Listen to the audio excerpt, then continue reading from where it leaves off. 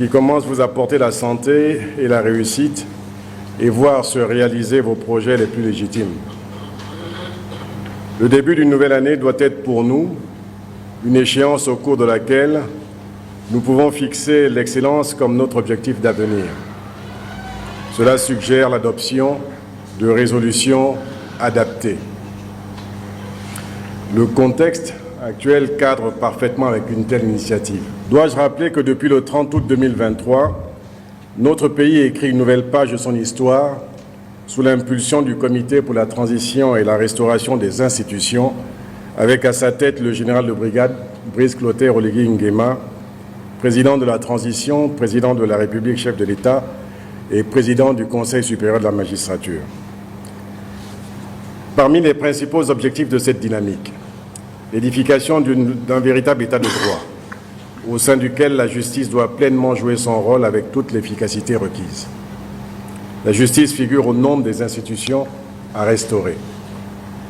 Dans cette optique, le département dont j'ai la charge a organisé à Libreville, pendant plusieurs jours, au mois de novembre 2023, le premier symposium sur le système judiciaire.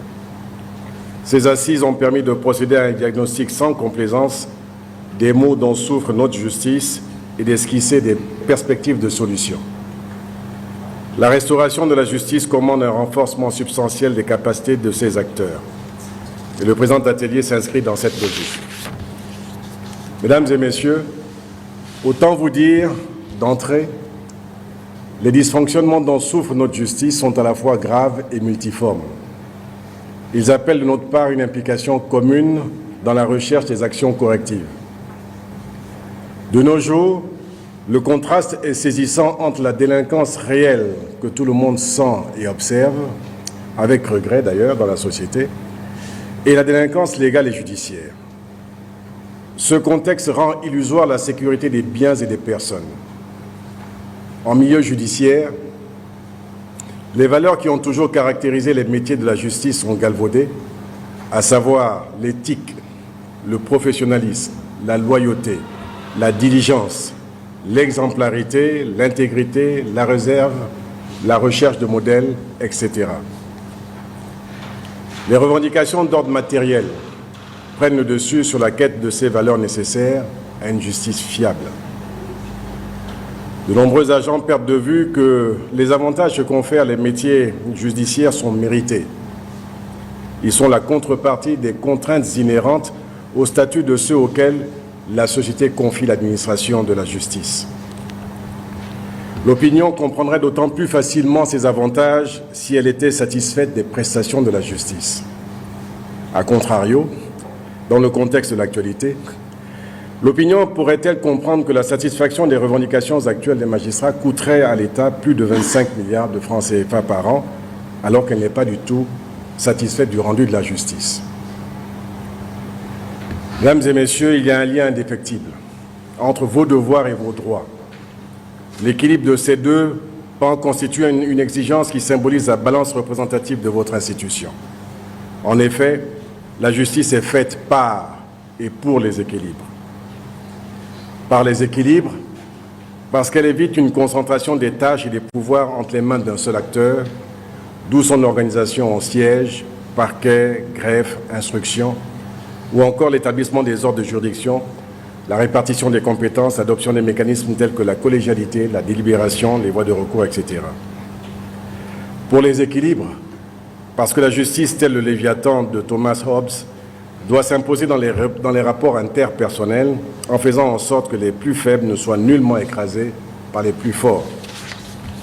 Bref, vous avez la noble mission et la lourde responsabilité de manager les services qui administrent au quotidien cette justice qui reste et demeure le principal pilier d'un état de droit, le socle du vivre ensemble du corps social.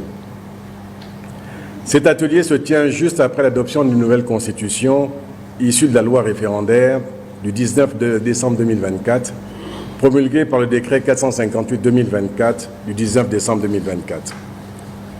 L'avènement de cette nouvelle Constitution doit entraîner dans un avenir proche une actualisation formelle des différents textes organiques qui en découlent. Certains de ces textes seront évoqués lors des présentes assises. Pour revenir sur la nouvelle Constitution, elle dispose en son article 111 que le pouvoir judiciaire est indépendant du pouvoir exécutif et du pouvoir législatif, dans le respect des dispositions de la présente Constitution. Les magistrats ne sont soumis, dans l'exercice de leurs fonctions, qu'à l'autorité de la loi.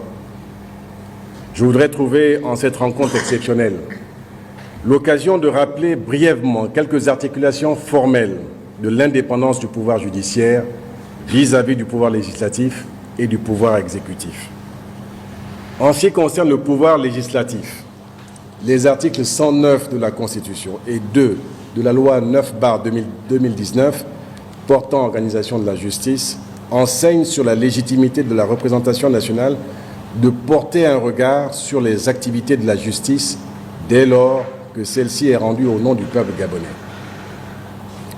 S'agissant du pouvoir exécutif, les articles 2 et 3 du décret 369 du 17 mars 1999 portant attribution et organisation du ministère de la Justice, garde des Sceaux, dispose: le ministère de la Justice, garde des Sceaux, a pour mission de concevoir et d'appliquer la politique du gouvernement en matière de justice, notamment de veiller à l'application des lois et règlements conformément aux textes en vigueur, d'assurer le bon fonctionnement des juridictions placées sous sa dépendance, le contrôle des frais de justice et la surveillance de l'état civil et des auxiliaires de justice, de veiller à la bonne marche de la police judiciaire.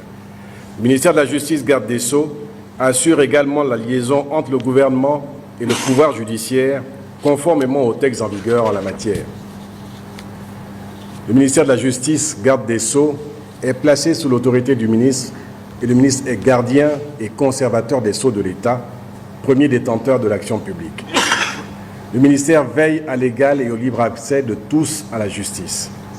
De ceux qui précèdent, il résulte que la justice constitue une chose commune qui fait l'objet d'une cogestion. Elle n'est nullement l'apanage des magistrats. En réalité, l'indépendance du pouvoir judiciaire se traduit fondamentalement par la soumission du magistrat à l'autorité de la loi. Cette soumission du magistrat à l'autorité de la loi emporte sa soumission aux conditions que la loi elle-même édicte pour son application. Tout spécialement, le magistrat est lié par les règles d'administration, d'organisation et du fonctionnement de la justice. La sphère d'intervention du pouvoir exécutif, représentée par le ministère de la Justice, se situe essentiellement à ce niveau et ne va pas au-delà.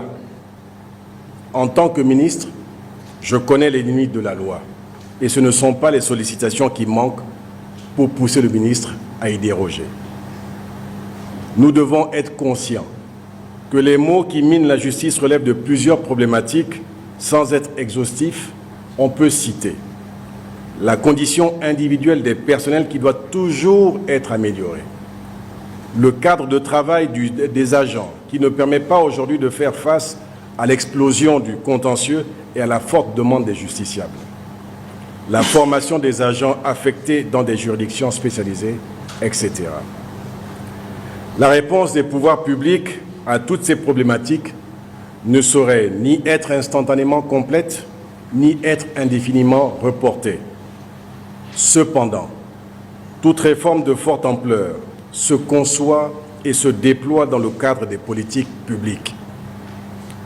Les maux dont souffre notre système judiciaire sont d'ordre moral, structurel, organique, fonctionnel et logistique.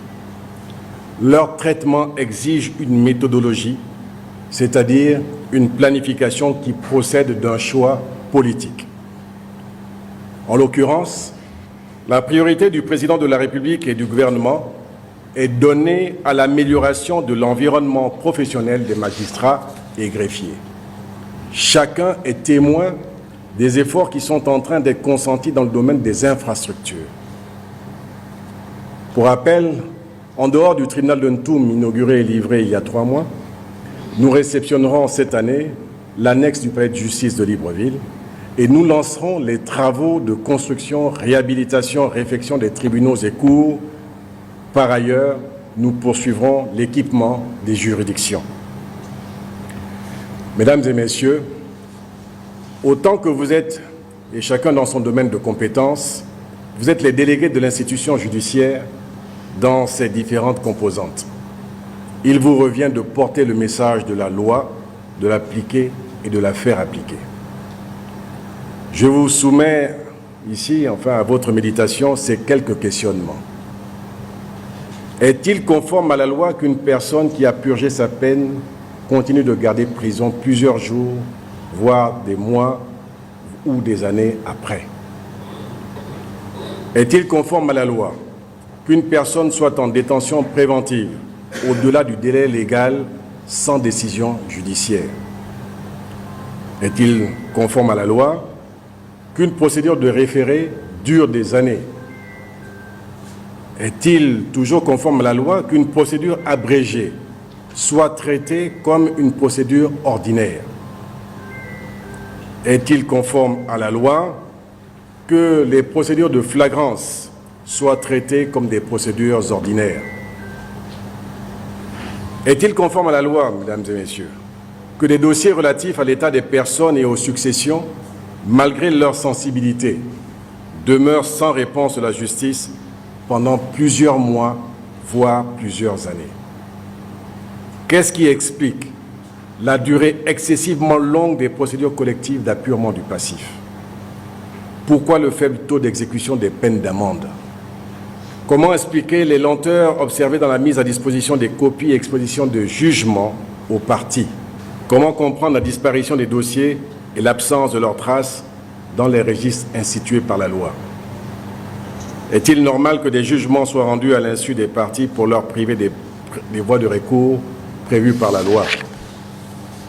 Est-il normal qu'une procédure puisse obtenir d'une même juridiction, pour un même motif, un nombre de renvois qui couvre une année judiciaire?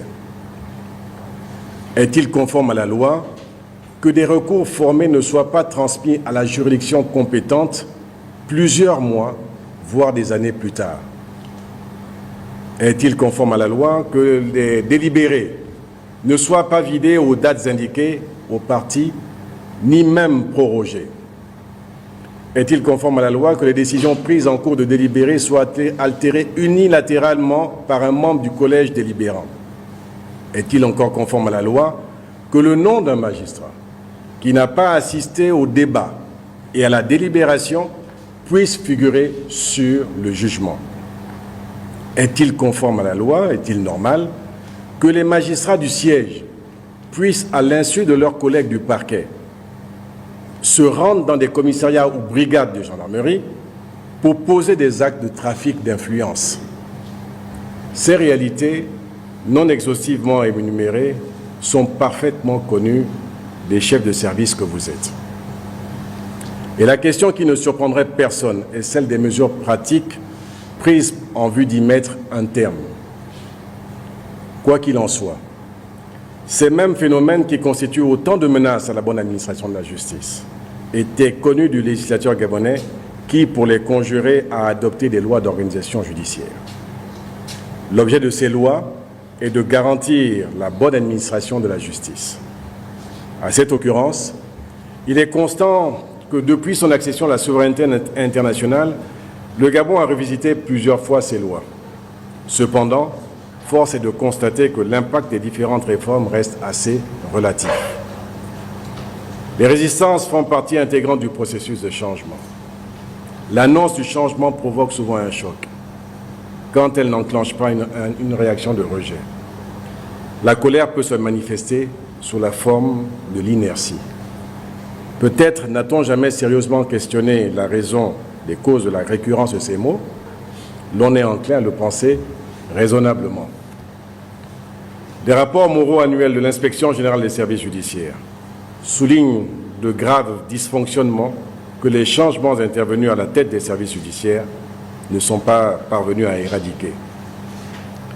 L'image de notre justice est très peu reluisante au sein de l'opinion. Il devient inacceptable de rester insensible face à cette triste réalité. Nous avons intérêt à agir chacun dans son domaine, dans l'intérêt de la cause commune qu'est la justice. C'est dans cette perspective que le chef de l'État m'a instruit de vous réunir ici à Libreville pour la tenue du présent atelier qui vise l'optimisation de l'organisation et du fonctionnement des services judiciaires.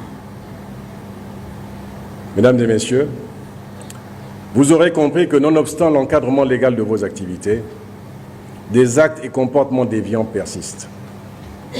Il est dorénavant clair que la mise en œuvre des textes relatifs à l'organisation et au fonctionnement des juridictions n'est pas toujours conforme aux prévisions de la loi. La nécessité se fait ainsi de plus en plus sentir de procéder à une autopsie de l'écosystème organisationnel et fonctionnel de la justice. Une telle perspective appelle à confronter la lettre des textes organiques et les pratiques. Les pratiques doivent tendre à une plus grande protection des droits humains et un respect scrupuleux des procédures. Les manières de faire doivent concourir à l'intensification de la lutte contre les phénomènes de la corruption au milieu judiciaire. Vos responsabilités font de vous des managers. Un chef de service est un manager des hommes et des femmes desquels il doit constamment rechercher à tirer le meilleur. Il est aussi celui qui tire vers le haut par son exemplarité et sa dimension humaine et technique. Le présent atelier vous permettra de consolider votre savoir-faire. Il vous permettra de prendre connaissance du contenu des rapports d'inspection relativement au fonctionnement et l'organisation de la justice. Il postule la perfectibilité des pratiques et usages des services judiciaires. Je vous exhorte à approfondir vos réflexions afin qu'en sortent des résolutions de nature à susciter le saut qualitatif attendu par le Président de la République, le Conseil supérieur de la magistrature et au-delà, le peuple gabonais. Soyez pragmatiques et discutez de la manière dont vous administrez la justice et sa capacité à permettre à la loi d'être efficace. Avant de clore mon propos, je voudrais rappeler la nécessité pour les élites de la magistrature de construire elles-mêmes leur indépendance en responsabilité dans l'obligation qu'elles ont de rendre la justice au nom de la loi et du peuple gabonais. Les fautes d'ordre professionnel et éthique commises par les agents doivent être systématiquement dénoncées pour être sanctionnées avec fermeté. Un leadership efficace a besoin des hommes et des femmes alliant à la fois compétence et autorité, comme l'affirme Gustave Le Bon. La compétence, je cite, sans autorité est aussi impuissante que l'autorité sans compétence. La judicature est une dignité d'essence divine, exercée pour le bien du peuple et pour réguler l'ordre dans la société. Le service de la judicature est une mission souveraine qui revêt une puissance faisant de celui qui rend la justice un être à part, courtisé mais respecté. Il en va ainsi d'une société stable et rassurante. C'est pourquoi je forme le vœu que cet atelier pose les bases des manuels de procédure à concevoir pour une administration efficace de la justice.